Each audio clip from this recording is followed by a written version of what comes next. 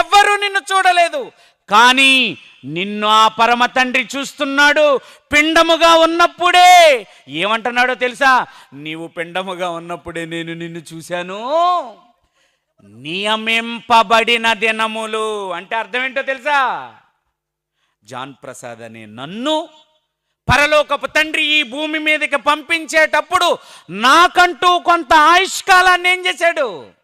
నా కుమారుడు భూమి మీద ఇన్ని రోజులు ఉండాలి. అది 60 ఏళ్ళ, 40 ఏళ్ళ, 50 ఏళ్ళ, 30 ఏళ్ళ అన్నది మనెవ్వరికీ తెలియదు. కానీ మనందరికీ కూడా డేట్స్ సెట్ చేసే పంపించాడు. ఇక్కడ కూడా సెట్ అయింది. ఎన్ని టికెలు తీస్తే అన్ని డబ్బులు సెట్ అయింది. అది నువ్వు తెలుసుకోవాలి.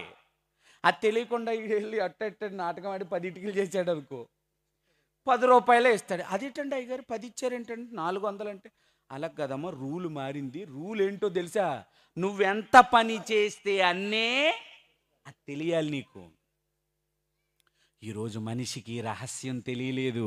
ఏ రహస్యం? నిన్ను పంపించేటప్పుడే నువ్వు ఎన్నాళ్ళు భూమి మీద ఉండాలో ఆ దినాలన్నీ కూడా ఏం చేశాడట? నియమించి